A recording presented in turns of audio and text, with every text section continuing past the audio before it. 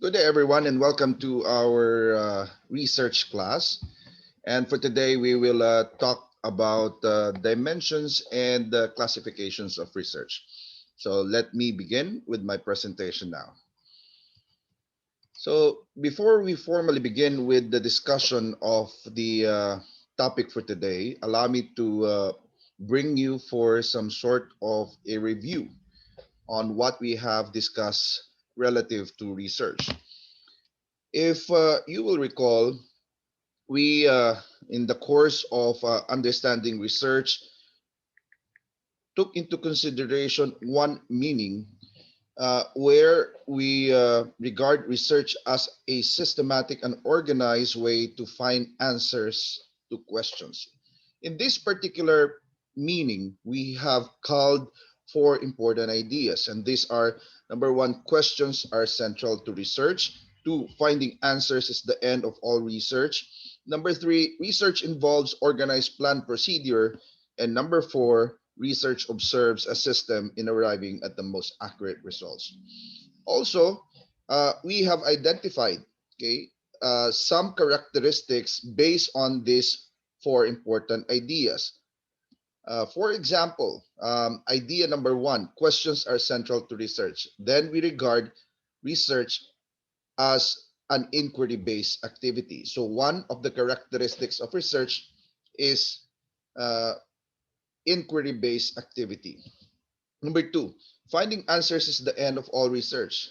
Therefore, uh, research is a problem solving initiative.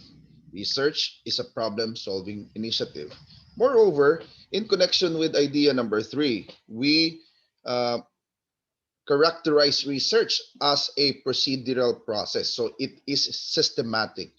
So when we say procedural, we follow series of steps and we observe a particular system. And that will lead us to the last idea, where research observes a system in arriving at the most accurate results. So in line with this particular idea, we have zeroed in on what this system is all about and analyzing the requirement so it would translate to the method that is um, required in order to ensure accurate results. And therefore, we can characterize research as a methodical process. So, research is a methodical process.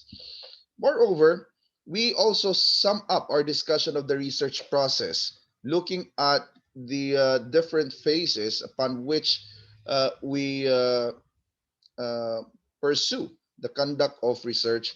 We have noted the cyclical nature of research. So that is the fifth characteristic we identified so far. So allow me to have a rundown of the characteristics. Number one, research is an inquiry-based activity. Okay.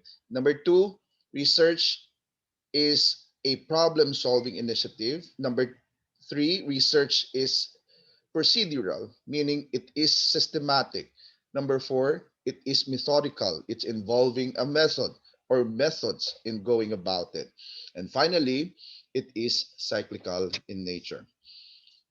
In addition to what we had initially discussed, okay, let me uh, add more to the set of characteristics we have identified by analyzing the works of Liddy and Omrod in 2010 and Cooper and Schindler in 2003.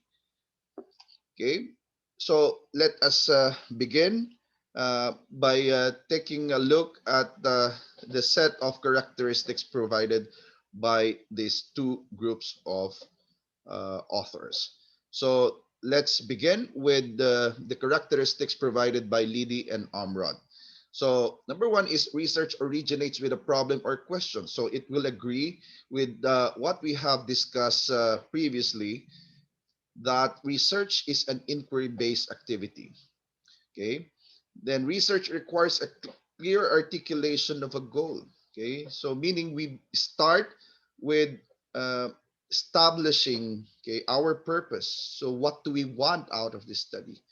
So In the words of Stephen Covey, who is the author of the best-selling book Habits of Highly Effective People, it is important, in order to attain success, that an individual should have to begin with the end in mind.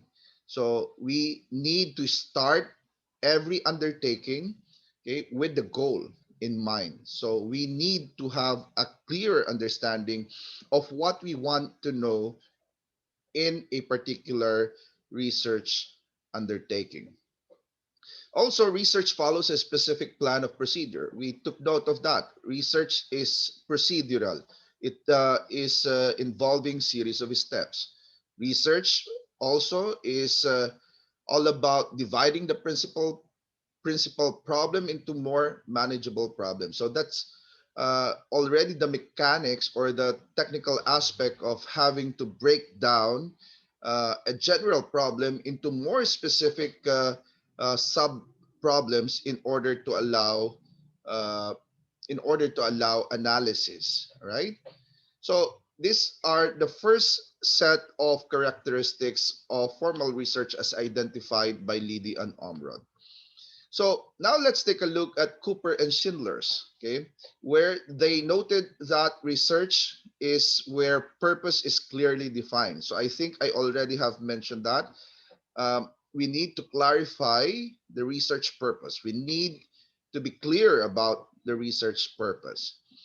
Also, research process is detailed, meaning that we, okay, have a specific step to follow. Okay, so it would also relate to what Liddy and Amrod identified in their work, okay, and the previous discussion that we have had, that research is uh, involving, the conduct of a series of activities. Okay, then research design is thoroughly planned. Okay, so there's a uh, careful process carried out insofar as designing the research is concerned. Okay, and also research is where high ethical standards are applied. So if you will take a look at the set of considerations in crafting a good research problem, we have identified ethical or confidentiality dimension as one important uh, consideration. Okay, so these are the first set of characteristics in addition to what we have discussed at the start of this session. Moreover, okay, so Liddy and Omrod added that research is guided by specific research problem, question, or hypothesis. Okay, so as research is an inquiry-based activity, so there is a question to answer, there is a problem to deal with, and in order to be guided, uh, in order to guide rather the conduct of the study, oftentimes we advance, okay, or formulate a hypothesis. Okay, so but it's not always the case. So there are types of studies that do not require the formulation of hypotheses. Okay, research requires the collection and interpretation of data in attempting to resolve the problems that initiated the research. Okay, so um, this particular characteristic about data collection and interpretation would highlight the very significance of data in any research study. So data is the lifeblood of any research undertaking. Okay, so meaning it is very essential. It is very important. Okay, and finally, research by its nature, okay, is cyclical, or more exactly helical. So I think I already have mentioned this to you. In the works of others, they would rather consider research as a helical than a cyclical process because uh, because the term helical would mean uh, research is more than a process. It's a praxis, meaning it's a it's a series of processes, okay, and which will appeal to the basic meaning of research, which is to search again. Okay, so the search, okay, is a never-ending search. So it is more of a helix, they say, than a cycle, right? So now we take a look at the last set of characteristics in this presentation, in this slide, by Cooper and Schindler. So where they identified the following. So limitations are frankly revealed. So you will need to uh, state the bounds and limits of your study. So uh, you will need to discuss, okay, what are covered in your study and what are not covered and for what reasons they are not covered in the study. So that's limitations as important considerations, as an important consideration in research. Also, adequate analysis for decision makers needs is presented. Okay, so we talk about adequacy of the analysis. So we have to be very careful about how to manage the data or how to treat the data in cases involving quantitative studies. And then we have findings are presented unambiguously, meaning findings are clearly stated.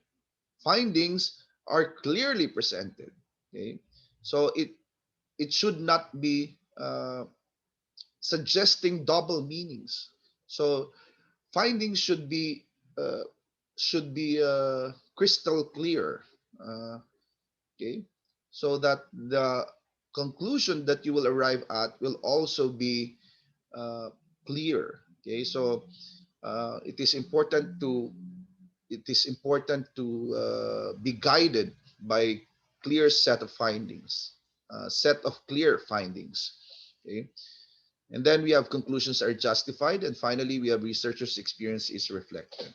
Note that in the conduct of research, okay, the researcher may also, okay, talk about his thoughts about the matter, but it is very, uh, very important, okay, that these opinions, that these um, perspectives of the researcher will be supported by professional evidence. Okay, so these are the different characteristics of research based on the works of different authors. And here you will note that in most instances, okay, different authors okay, would settle, okay, on some common on some common characteristics in so far as research is concerned. Okay, so with this we can now advance to the next uh, topic, which is the dimensions of research. So whenever we talk about dimensions, we take a look at the following, for basis of determining the different types of research. Number one, purpose of the research undertaking. Number two, application of the overall research finding or results. We have type of information gathered and analyzed. And finally, time element in the conduct of research. Okay, so in the next slide, you will note that this will be on the heading of the matrix that will summarize the different classifications of research on the basis of these dimensions. So the first column will be for the purpose of the research undertaking under the heading purpose. In the second column, application, to mean application of the overall research findings or results. The third, uh, information type, for type of information gathered and analyzed. And finally, the last column, okay, under the heading time, for time element in the conduct of research. So this is what I'm talking about. So if we talk about dimensions and classifications, so we talk of the following. Under purpose, we have three. Insofar as application is concerned, we have two. And so with information type and time element. So we have under purpose, descriptive, explanatory, and we have exploratory. Under application, we have basic. We also have applied. For information type, we have quantitative. We also have qualitative. And then we have for time element, cross-sectional and longitudinal. So let's begin by taking a look at each of the classification of research on the basis of the different dimensions. We begin with looking into the types or classification of research according to purpose. Here we have three, okay, classifications. One that is dealing with description, another on explanation, and the last we have exploration. So how do we distinguish each, okay, from the other? So we begin with descriptive. Okay, so descriptive research in general is all about providing the measurement and reporting of characteristics of some phenomenon or population under study.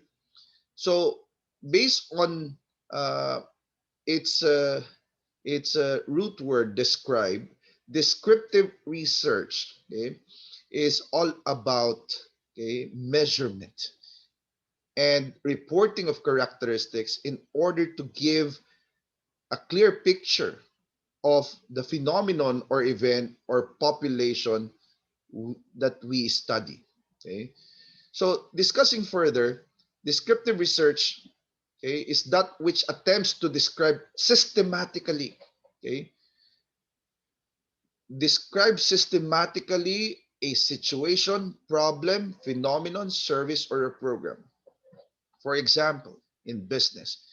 Then we talk about uh, problem. Okay, for example, we uh, discuss what factors uh, contribute to the low income generated by an entity. Okay, so here we will take note of different elements, okay, that, okay, can be accounted for insofar as the kind the insofar as the income generated low income generating ability of the company. Okay.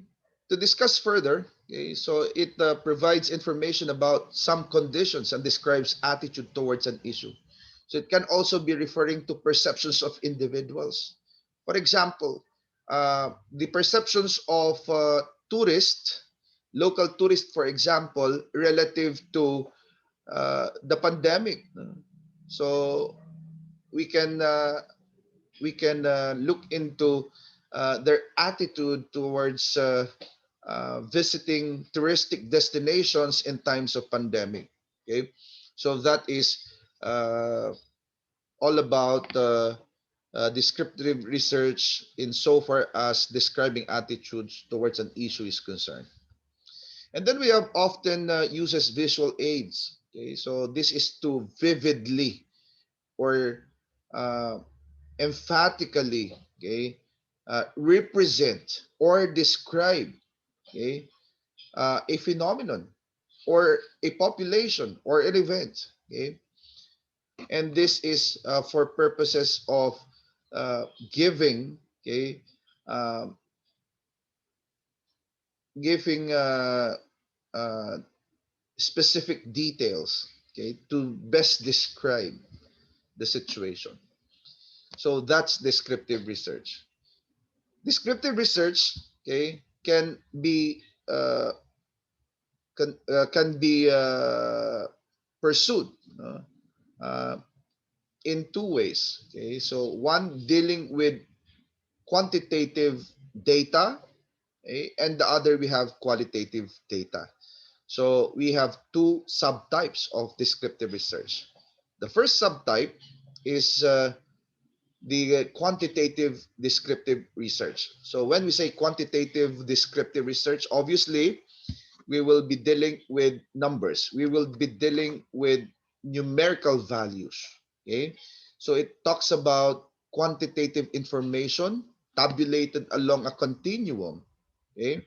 So this can take the form of a score or scores on a test or number of times a person chooses to use a certain feature of a multimedia program. So that is uh,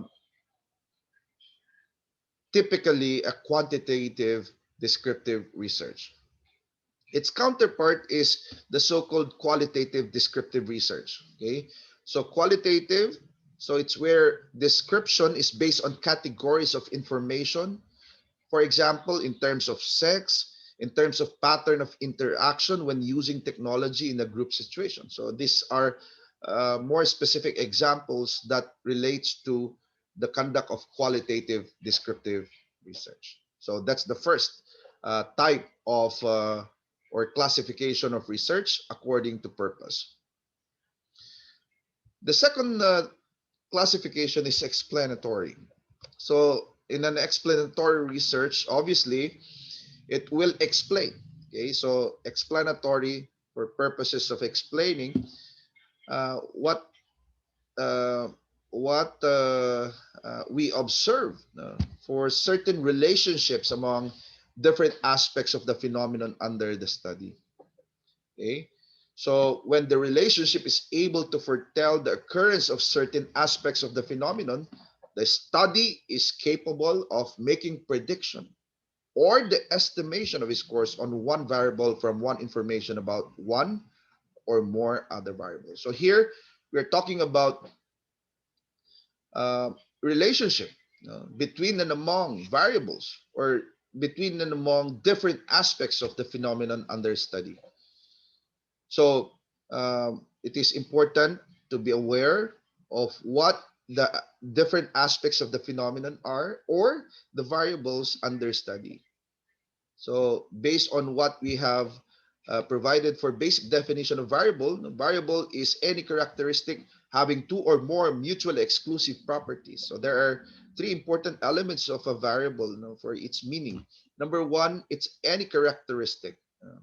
Number two, it's a characteristic having two or more properties, and where these two or more properties are mutually exclusive of each other. Okay, so that's variables as applied in research. So to discuss further on the explanatory type of research, okay, so it is the type of or classification of research that attempts to clarify why and how there is a relationship between two aspects of situation or phenomenon. And one example of this type or classification of research, okay, is correlational research. Okay, so correlational research is one that emphasizes on the discovery or establishment of the existence of a relationship or association or interdependence between two or more aspects of situation or phenomenon. So, what can be an example of an explanatory research, particularly correlational or associational study? Suppose we look into the uh, uh, the existence of relationship between leadership style and productivity of employees in an organization. So here in this research setting, in this example, I have or we have identified two variables. On one hand, we identified leadership style, and the other, we have the productivity of the employees. So the intention, okay, of this kind of study is to establish the existence of a relationship. And based on the very purpose of a correlational research, okay, we in the course of doing an association research, okay, we look into the strength or magnitude of relationship between two or more variables. So in the example that we have given, we have two variables identified. Again, these are number one, leadership style, and number two, productivity of employees. Now let us try to discuss further on the nature of these two variables based on the definition of variable itself. So let's have firstly leadership style. So leadership style as a variable, okay, involves three properties. Okay, we can have it in terms of democratic style, autocratic style, or laissez-faire. So these are three properties. Minimum requirement for a variable, at least two. And these three properties are mutually exclusive, meaning if there's democratic, then there must be autocratic as well. And if there's democratic and autocratic, there ought to be a laissez-faire type or style of leadership. Okay, so that's the first variable. The second variable, okay, uh, productivity of employee. Maybe we can have it in terms of high productivity, moderate productivity, and then we have low productivity. So these three properties, okay, are also mutually exclusive of each other. So that's the second variable we have identified. So that's explanatory research, okay, as a classification of research based on purpose. And the last, we have exploratory. Okay? An exploratory research, okay, is where uh, you attempt, okay, to develop an initial rough understanding of some phenomena. Meaning, this is the kind of research that is pioneering. There's no basis at all, or there's not that much study conducted about this particular topic of investigation yet. That's why you will explore. Okay, just like for example, in the field of um, marketing in the medical field, okay, just like the marketing of the vaccine, the COVID-19 vaccine, and many companies have took the challenge of uh, of doing research about what could be the best antidote, okay, to the so-called novel coronavirus. Okay. So that is an example of an exploratory research. That's why what we are doing right now, is an extension of the piloting of the drug, or of the vaccine, that were developed uh, in order to address, okay, our problem related to the pandemic. So exploratory research is a type of research conducted for a problem that has not been clearly defined, and the results of exploratory research are not usually useful for decision making by themselves. Okay, but they can, no, at the moment, no, there's no practical, okay, there's no practical use or application, but they can provide significant insight into a given situation. So exploratory research is not typically generalizable to the population at large. So that sums up our discussion about the classifications of research under the dimension purpose. Then we move on to uh, classifying research according to results application. Here we have two. We have theoretical, and then we have applied. By the way, theoretical research, okay, can also take the form of basic or pure research. Okay, and then we have, of course, its counterpart, the applied research. So we begin with the basic or pure or theoretical research. So this type of research is undertaken for knowledge sake. So there's no other specific purpose other than knowing something. So it is meant to increase one's knowledge about certain phenomenon or behavior, but does not seek to solve any existing problem. Unlike in the case of its counterpart applied, that's why it's term applied, because it addresses present day problem, okay, with specific solution. Okay, so that's the first classification. That's one of the classifications of research under the dimension uh, application of results. So to discuss further on the first type, okay, first classification, we referred to the work of Bailey in 1994, quoting that basic research involves developing and testing theories. I think I already have discussed to you the importance and the role of theories, okay, in the conduct of research. Okay. In fact, based on the operational dimension of research, we talk about testing hypotheses and verifying theories. So in research studies not dealing or involving hypotheses, we always verify theories. So these are intellectually interesting to the investigator and might have some applications in the future, but have no application to social problems in the present time. So that's basic pure or theoretical research. Then what about applied research?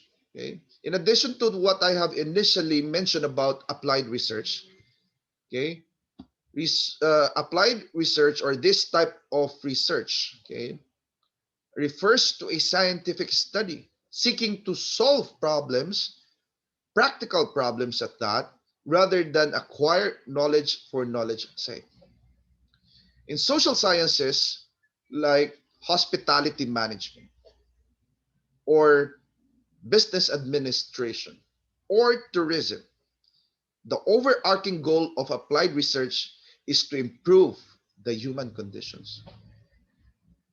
So, what can be an example of an applied research? Okay, for example, look into the causes of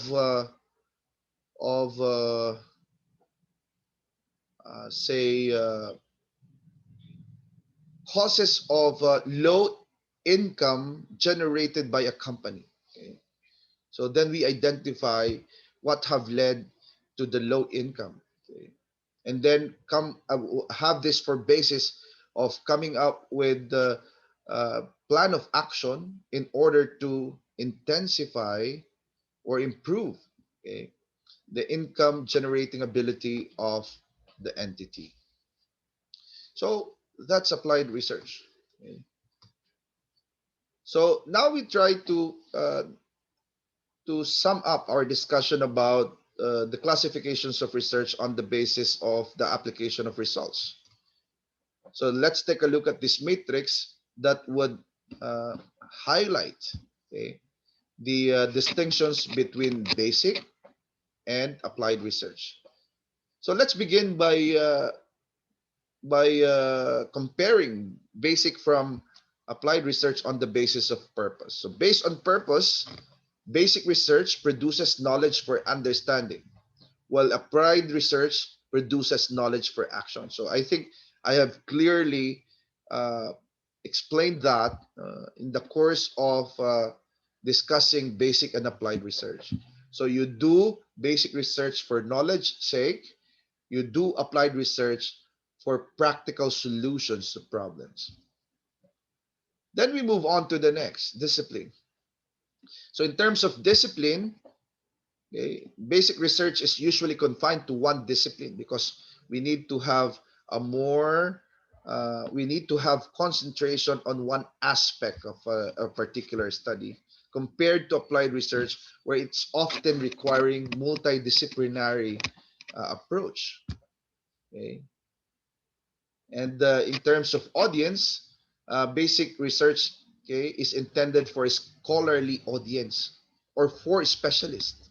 Unlike in applied research, where it is intended to both.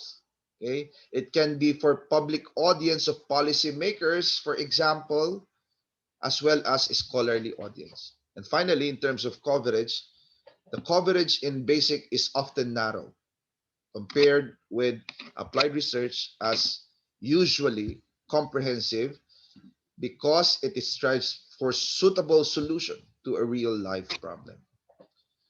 So this uh, matrix would summarize, okay, the distinction between basic and applied research.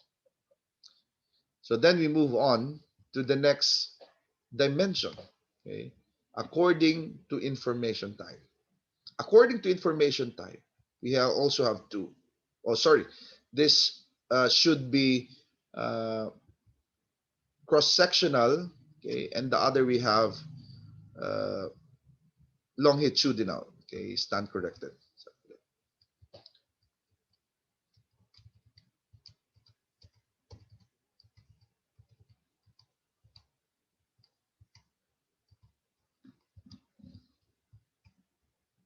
Okay, okay. Allow me to discuss meantime. Okay, according to information type. So according to information type, we have quantitative and qualitative research. So let's have at the last part of our discussion the uh, dimension, okay, time. Okay, for now, let's focus our attention on research classification of according to information type. So we have quantitative research and qualitative research. So let's begin with quantitative research. Okay, so quantitative research is a systematic empirical investigation of quantitative properties. So when we talk about quantitative properties, we talk about numerical values, okay, of certain subject matter or phenomenon or events and relationships of these properties. So it is primarily concerned with the measurement of attitudes, behaviors, and perceptions. Okay, so that distinguishing factor there is the measurement. Okay, so you get to measure. Okay, so quantitative research, okay, is a process of measurement. Okay, and it provides fundamental connection between empirical observation, meaning based on the data gathered, okay, as a result of observation, and mathematical expression of quantitative relationships. So this is where now quantification or the process of analyzing numerical values by way of applying statistical treatment. Okay? So that's quantitative research. Now we take a look at what is its counterpart for qualitative research. So where in this kind of research, okay, we explore attitude, behavior, experiences, okay, through methods as interviews or focus group.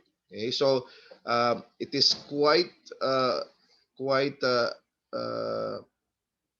uh, it is quite uh, a distinguishing factor, okay, for qualitative research to be dealing, you know, with the data gathering procedures like interviews or focus group discussion or FGD.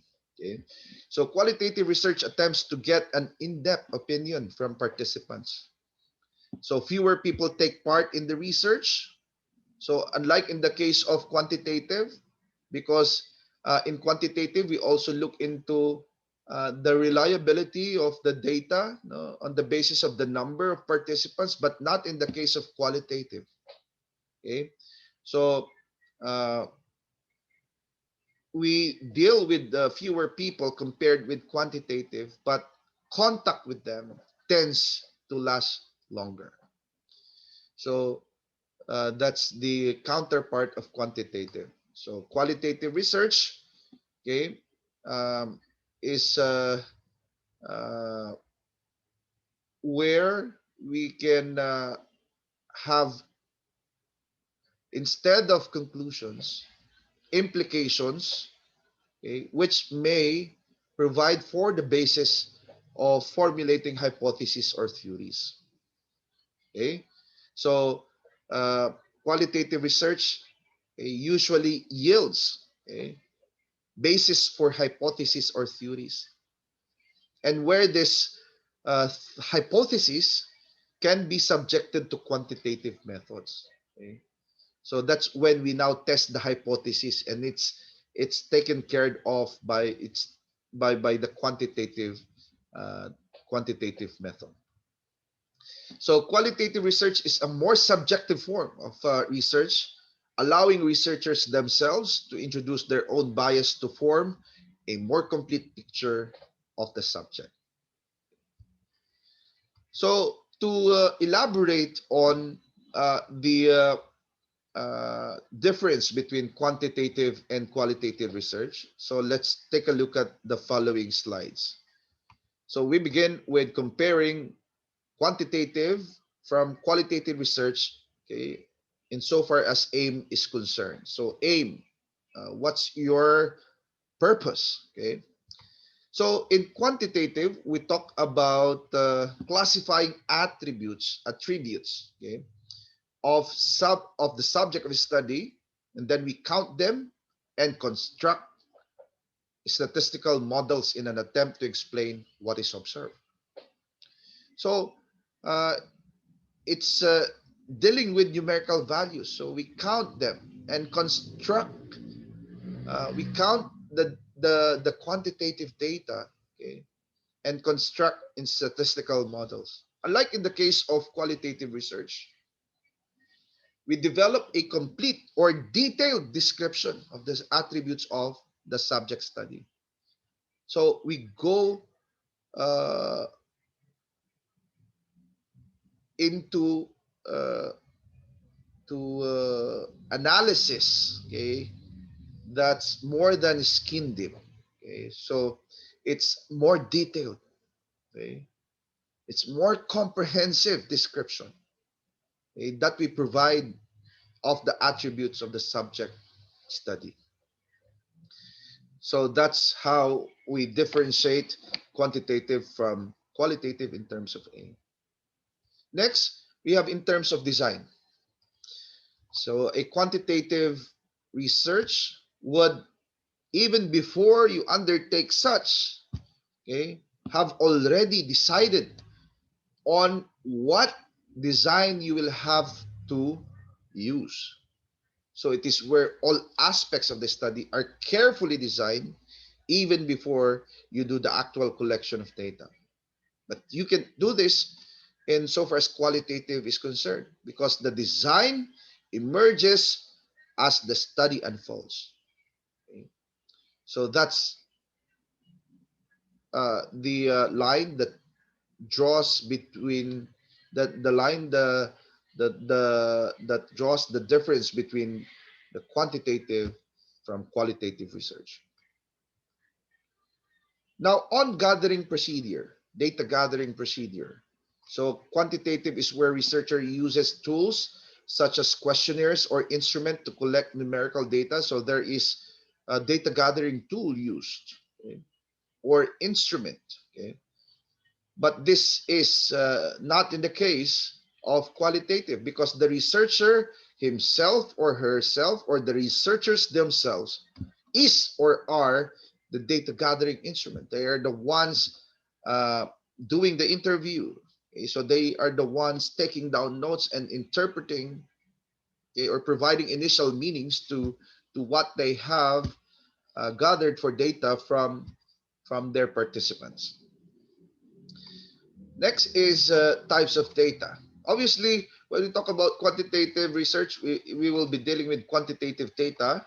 Okay, so quantitative data are in the form of numbers and statistics, while qualitative, okay, takes the form of words, pictures, or objects. And then, insofar as degree of partiality is concerned, I already have mentioned that qualitative is more subjective compared with its counterpart, the quantitative research method, which is relatively objective because you don't need to exercise your opinion, okay, in order to analyze, okay, the data. So quantitative is where you seek precise measurement and analysis of of the target concepts. Okay? While in qualitative, since the individual's interpretation of events is essential, thereby uh, the researcher becomes more or less subjective. Okay? Especially when using participant observation, in-depth interviews, and the like. Then we have this to distinguish one from the other: use of data. So in quantitative research, the data is more efficient, able to test hypotheses, but may miss contextual detail. Okay? This contextual detail is very much, okay, observed in qualitative data. So where data in qualitative research is richer in meaning, but of course it's time consuming and less able to be generalized. So finally, okay, now we talk about what extent is the participation of the researcher in quantitative as well as qualitative. In quantitative, the researcher tends to remain objectively separated. So meaning uh, it's less subjective. Okay? While in qualitative, it is not so objective because the researcher tends to become subjectively immersed in the subject matter. So these are the points of differences between the quantitative type of research from its counterpart, which is the uh, qualitative method, okay, under the dimension information type. And finally, so let's take a look at the classifications of research according to the time dimension. So there are two as well. We have cross-sectional and then we have longitudinal. How do we spell the difference between the two? Okay, number one, for cross-sectional, okay, we uh, talk about, we refer cross-sectional study as an observational type where data is collected as a whole. So meaning we are dealing with a homogeneous group in order to study a population at a single point. Okay, that's very important to note. Okay, and that's a way to distinguish this from longitudinal study. So at a single point in time to examine the relationship between variables of interest. So that is cross-sectional. Meanwhile, longitudinal research, okay, uh, like cross-sectional is an observational type of study, okay, but is where data, okay, is gathered, no, from same sample repeatedly, okay, over an extended period of time. So that's why it's called longitudinal, which can last from few years to even decades, no, depending on what kind of information or information needs to be obtained. So that's uh, indicative, okay, of the fact that in longitudinal research, we may be uh, the focus is on heterogeneous groups. Okay? So that's longitudinal research. So that's the discussion uh, of the dimensions of research and the corresponding classifications. So we begin with uh, purpose, okay, and its classification. So we have descriptive, explanatory, and exploratory.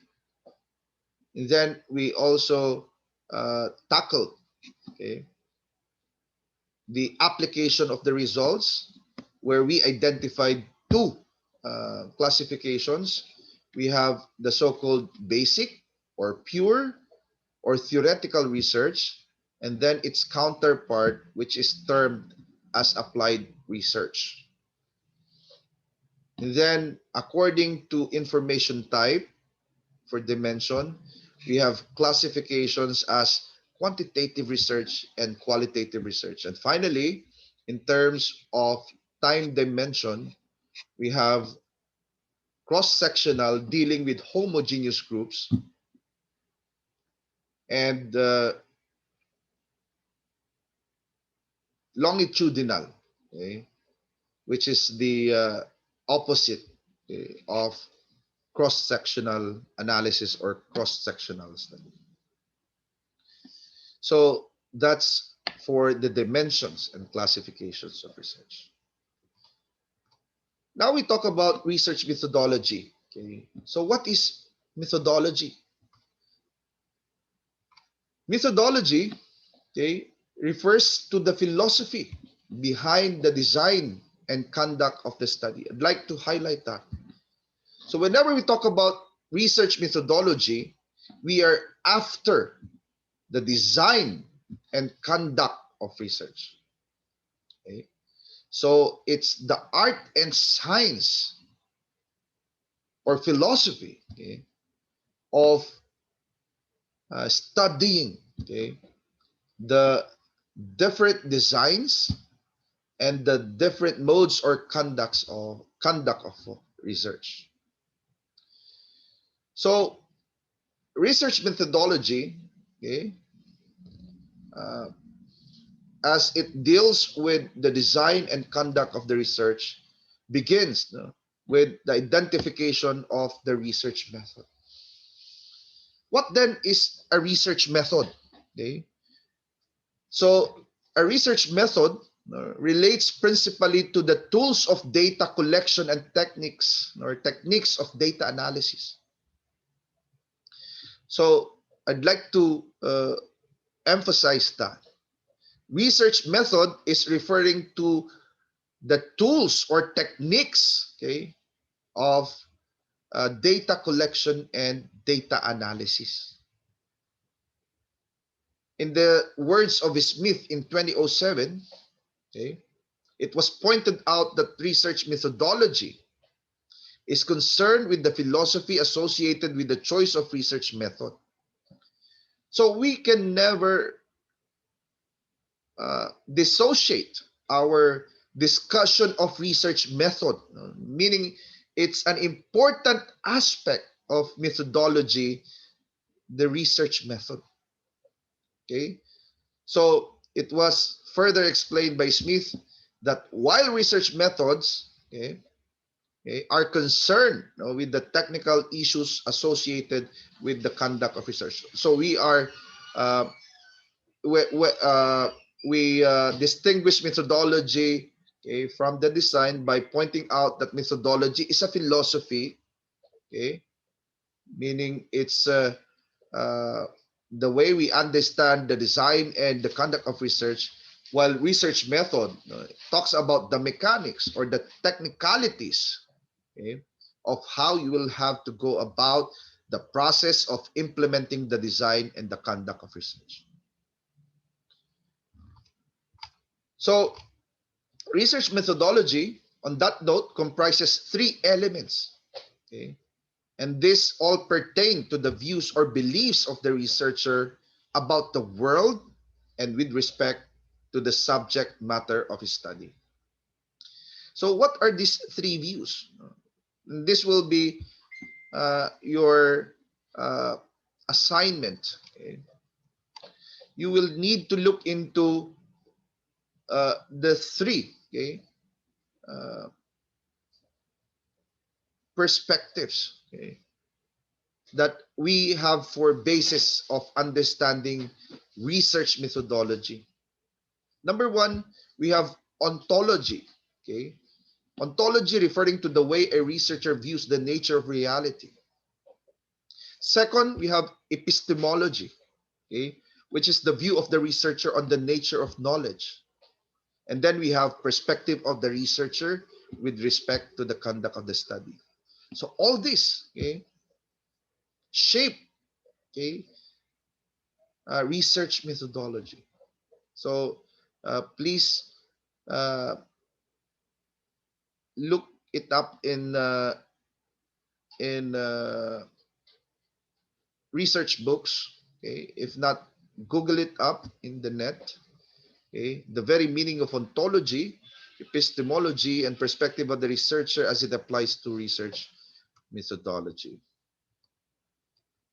So, since research methodology is a reflection of the set of beliefs of the researcher, it is also called the research paradigm or research paradigm. Or paradigm is a basic set of beliefs that guides the action in inquiry or research. It is similar to a pair of eyeglasses, just like mine, in which one sees the world. So, come to think uh, of a paradigm as your punto de vista or your point of view of the subject matter. So I'd like to end here and then have this for basis of the succeeding discussions. But as I have mentioned earlier, so you will need to discuss further on ontology, epistemology, and the perspective of the researcher. So with that, I say thank you, everyone, and God bless. Keep safe. Thank you.